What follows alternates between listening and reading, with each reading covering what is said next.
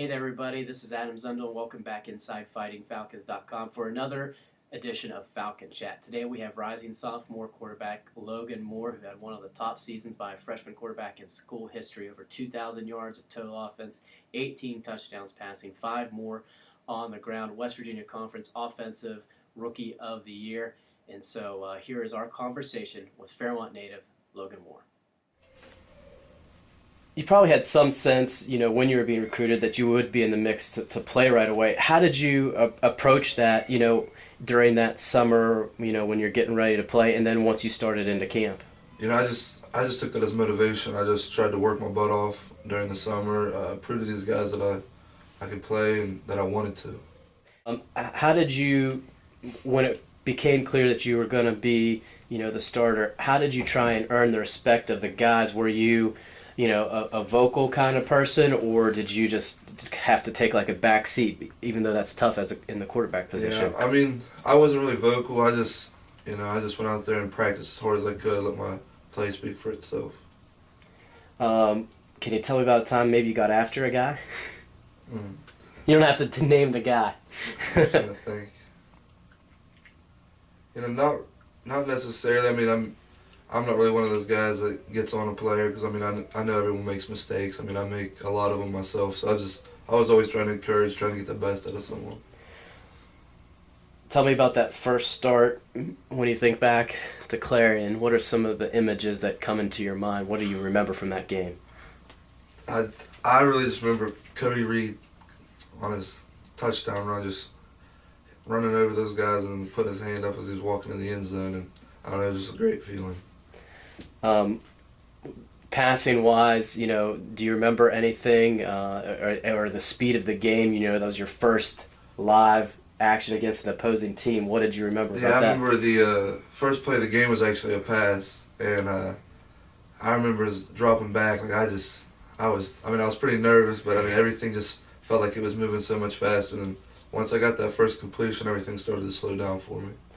Well, that first play of that game was a pass. Do you remember your first pass here at Duval Rozier Field? That was the touchdown to Perry Baker. Well, how good was it to have a 62-yard touchdown pass be your first play or your first pass here on? Oh, it was amazing. The thing was, we actually ran the wrong routes on that, and Perry was supposed to run a slant, and he read the wrong coverage or something, and he ended up taking off on a go, and it worked out. So I'm thankful.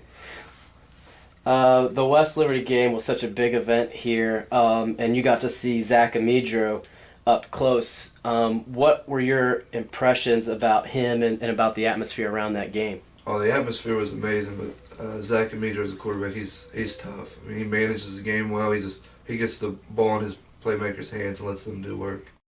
What was the toughest adjustment? We already kind of talked about the speed of the game, but were there any other tough adjustments to the college game? Probably just the demand that they want you around. All the hours that you have to put in off the field and with your schoolwork, with film, and everything. Just the demand so much higher. Tell me a little bit about on a weekly basis going against some of the defensive guys that you get to go up against, as far as the Greg Underwoods, the Dewey McDonalds, cornerbacks like Rylan Newman. What you see from them. Oh yeah, definitely. The practices.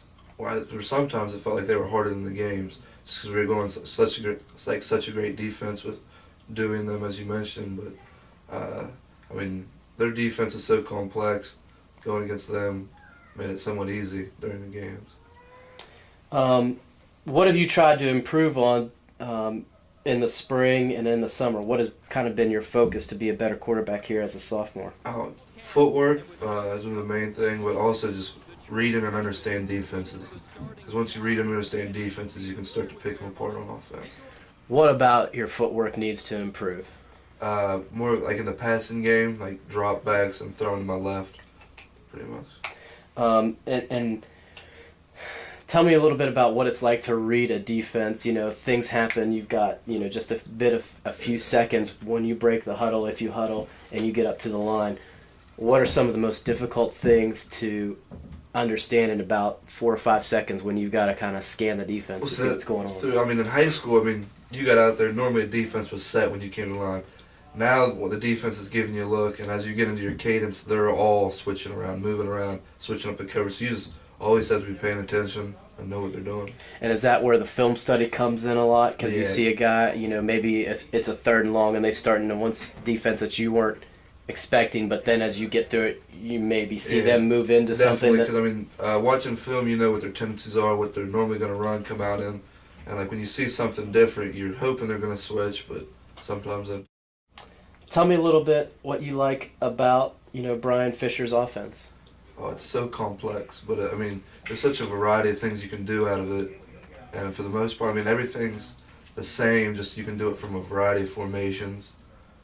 You can get the ball in anyone's hands at any point in the game. Did you have any freedom, or are you still gaining that freedom as you go along? Was it kind of a more strict, and then as you got along, I'm still gaining the freedom of the offense, but as the season went along, I can handle some stuff. He gave me a little more leeway on some plays, but I'm still gaining that trust of him.